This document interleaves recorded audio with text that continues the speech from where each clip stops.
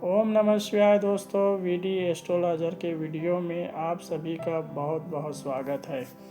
चलिए दोस्तों, आज हम बात करेंगे कि आप अपने जन्म तिथि से सरकारी नौकरी के बारे में कैसे पता करें। तो सबसे पहले हम जन्म तिथि को लिख देंगे, फिर उस वर्ष को लिख देना है जिस वर्ष में हमें नौकरी के बारे में पता करना है। चलिए दोस्तों, सबसे पहले हम मूलांक निकालेंगे। तो मूलांक के लिए हम जिस तारीख में पैदा हुए हैं उस तारीख को यहाँ पर लिख देते हैं। अब हमें भाग्यांश निकालना है। भाग्यांश निकालने के लिए हम क्या करेंगे, जन्म तिथि को लिख देंगे, जैसे कि 6/4/2026। इनको आपस में जोड़ देंगे। आपस में जोड़ने पर 6 4 10 2 12 2 14 6 20 प्राप्त हुआ। 20 जो है डबल संख्या है, इसलिए हमको सिंगल में निकालना है। तो सिंगल में निकालने के लिए फिर 20 को आपस में जोड़ देंगे। 2 + 0 = 2। तो भाग्यांश हमें 2 प्राप्त हुआ। अब कुल अंक को, जन्म तिथि में जो अंक है उसको पूरा यहाँ पर लिख देंगे, 6 4 2 2 6। अब हम इसमें मूलांक को भी लिखेंगे, 6 और भाग्यांश जो प्राप्त हुआ है 2, उसको भी यहाँ पर लिख देंगे। उम्मीद करता हूँ कि आप निकालना सीख गए होंगे। इसी से आपको अब मैं आपकी जन्म तिथि को लिख देता हूँ और उसके बाद उस अंक को लिख देता हूँ जो मैंने निकाले हैं। अब 3 नंबर होते हैं जो न्यूमरोलॉजी के हिसाब से आपकी सरकारी नौकरी लगने का सबसे अधिक योग बनाते हैं। आपको उन 3 नंबर को चेक करना है। इन नंबरों में जो आपने निकाले हैं, ठीक है। सबसे पहला नंबर होता है नंबर 1। किसका माना जाता है? सूर्य देव का माना जाता है। आपके कैरियर में कितनी आप प्रोग्रेस करेंगे वो दिखाता है नंबर 1, ठीक है। तो डेट ऑफ बर्थ में नंबर 1 का होना बहुत ही ज़रूरी होता है। अगर आपको सरकारी नौकरी चाहिए तो यहाँ पर अगर इस केस के अंदर देखेंगे तो नंबर 1 नहीं दिखाई दे रहा है। नंबर 1 किसका है? सूर्य देव का है। अगर यह नंबर अपसेट है तो फिर 1 या 2 मिनट के बाद इन तीनों नंबरों की, जिनका मैं बात करने वाला हूँ, आपको निदान भी बताऊँगा। अगर ये नंबर आपकी डेट ऑफ बर्थ में नहीं आ रहे हैं तो आपको इसका क्या निदान करना है जिससे आपकी सरकारी नौकरी का चांस बने। अगर 10% है तो कह सकता हूँ कि 90% कर देगी। बाकी आपकी जो मेहनत है वो सर्वोपरि है। सबसे ऊपर आपकी मेहनत है।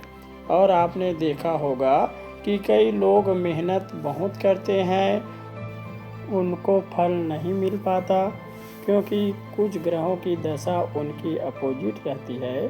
तो नंबर 1 है सूर्यदेव का। सूर्यदेव आपके करियर में सबसे ज़्यादा सहयोग करने वाला ग्रह है, जो कि नंबर 1 सूर्य है। इसके बाद जो दूसरा नंबर है वो माना जाता है नंबर 8। नंबर 8 किसका माना जाता है? शनि का, जिसे इंग्लिश में सैटर्न कहते हैं। अब शनि, आपने देखा होगा कि कर्म फलदाता, जो आप कर्म करेंगे उसका फल आपको कौन देता है? शनि देवता। अगर आप अच्छा काम करोगे तो ध्यान दीजिएगा, शनि देव आपके साथ रहेगा, आपको अच्छा फल देते हैं, आपकी सक्सेस के चांसेस को बढ़ा देते हैं। कर्म में आपका पढ़ाई भी आता है। यदि आप अच्छा पढ़ेंगे तो सफल होंगे, यदि अच्छा नहीं पढ़ेंगे तो सफल नहीं होंगे। अगर आपने कर्म ही अच्छा नहीं किया तो फल कहाँ से अच्छा मिलेगा। अगर संयोग मिल जाए ग्रहों के तो एक आध तुक्का चल जाता है। दूसरा जो आपको संयोग देने वाला जो ग्रह है नंबर 8 है, जिसे हम शनि बोलते हैं। तो नंबर की बात कर दी मैंने। इसके बाद तीसरा नंबर जो है वो है नंबर 9। नंबर 9 किसका होता है? मंगल, या फिर इसको इंग्लिश में क्या कहते हैं? मार्स। ठीक है। मंगल क्या है? मंगल है आपका ग्रहों का सेनापति। वे क्या करता है? जैसे 9 नंबर मंगल है जो आपसे मेहनत करवाएगा। ये आपको अच्छा काम करने के लिए, मेहनत करने के लिए, खूब ढंग से प्रिपरेशन करने के लिए प्रेरित करेगा। वो करेगा नंबर 9 मंगल। अगर आपका मंगल अच्छा है तो ध्यान दीजिएगा कि आप पढ़ाई के लिए बहुत ज़्यादा मेहनत करेंगे, और अगर मेहनत करते हैं तो नंबर 9 मंगल, मेहनत, नंबर 8 शनिदेव, ये आपको आपकी मेहनत का फल देंगे। कब देंगे? जब नंबर 1 सूर्य आपका करियर, ये आपके साथ हो तो।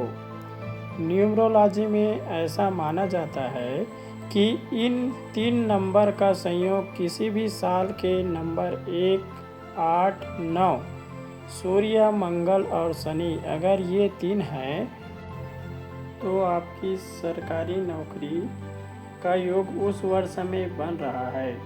99% चांसेस है कि सरकारी नौकरी मिलेगी। अब दुखी होने की बात नहीं है।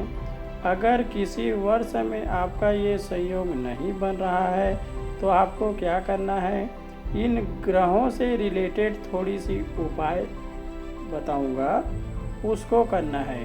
अब सबसे पहले क्या करना है? रास्ते में अगर कोई गाय आती है तो उसको आप गेहूँ, चपाती या फिर गुड़, ये तीनों चीज़ें खिला सकते हैं।